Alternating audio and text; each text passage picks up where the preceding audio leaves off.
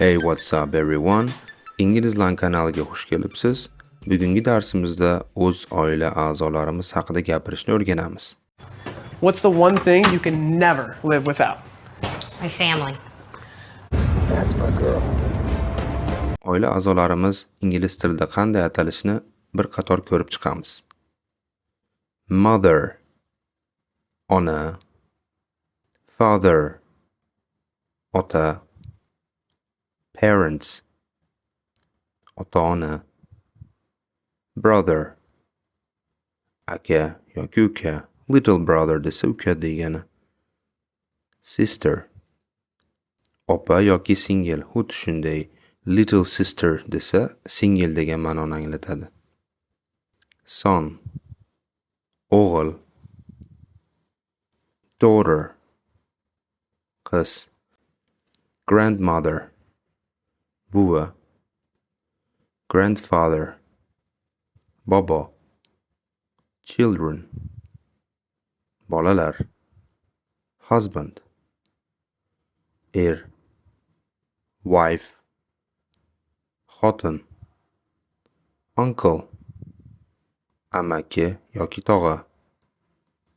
Aunt, xola yoki amma.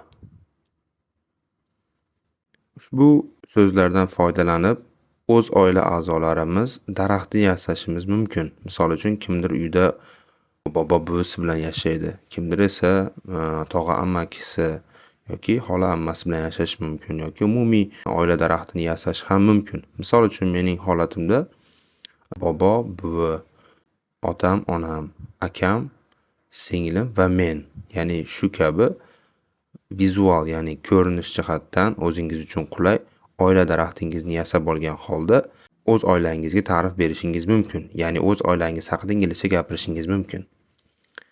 Endi misol uchun gap tuzib ko'raylik. Oilamda 5 ta odam bor. There are 5 people in my family. There are 5 people in my family. Bu yerda bor so'zi bekorga qizil bilan belgilamaganman. There are so'ziga to'g'ri keladi.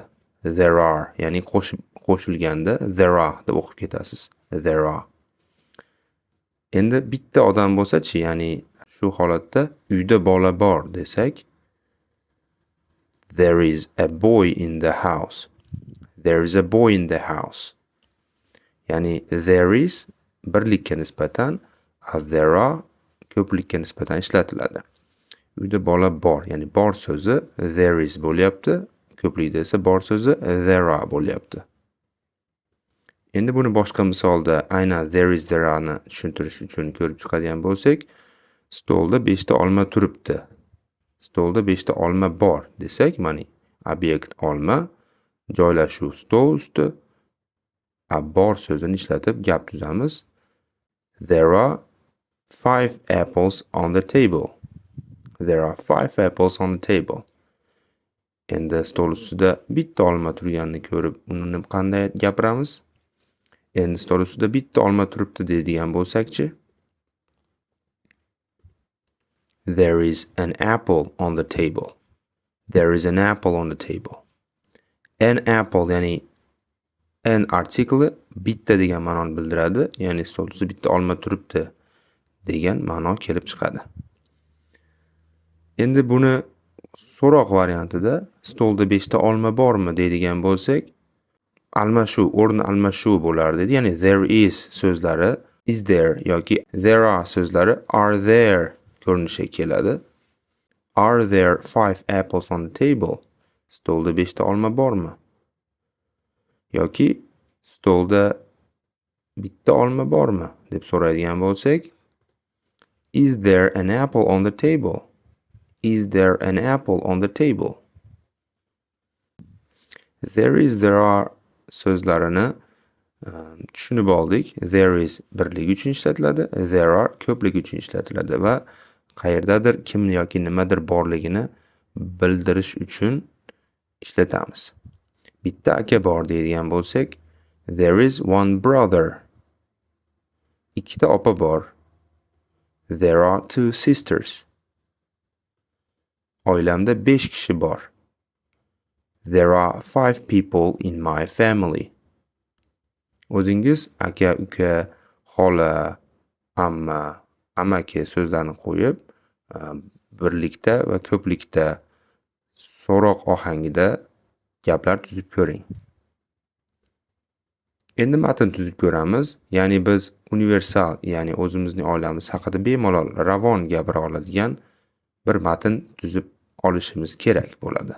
Mening holatimda bu quyidagi ko'rinishda, ya'ni men oilam haqida gapiradigan bo'lsam, misol uchun salomlashib olamiz. Hello. There are 5 people in my family. My father's name is Karim. My mother's name is Dilnoza. I have 1 brother and 2 sisters. I love my family. Ya'ni matn strukturasi salomlashish, oila a'zolarining sonini aytish, otamizning ismini aytish, onamizning ismini aytish, oilada yana kimlar borligini aytish va yakunda oilamizni sevishimizni aytishimiz bilan tugayapti. Albatta bu yerda ota, ona va oilada kimlar borligi o'zingizning oilangizdan kelib chiqib qo'yishingiz mumkin. Kimdir onani o'zini yozishi mumkin, keyin esa buvisini yozishi mumkin yoki oilada bitta farzand bo'lishi mumkin. Shunga qarab turib tekstning ko'lami va ko'rinishi o'zgaraveradi. Bu andozamizda esa, ya'ni shu andozamiz bo'yicha o'zingiz gaplarni o'zgartirgan holda o'zingizga moslab matn tuzib olishingiz mumkin va o'sha matnni yodlab olishingiz mumkin. Hello, there are, misol uchun, 3 people in my family. My father's name is Falonchi. My mother's name is Pistonchi. I have a brother and a sister. Okay, I have 3 brothers and 2 sisters. I love my family. Albatta bir qog'ozga o'zingizning oilangizga moslab tuzib yodlab oling. Darsimiz sizga manfaatli bo'lgan bo'lsa, uni do'stlaringiz bilan ulashing, videoga like bosing va izohlar qoldiring va kanalimizga obuna bo'lishni unutmang. Bundan qiziqarliroq darslar yana oldinda. Sizlarni keyingi darslarimizda kutib qolamiz. See ya.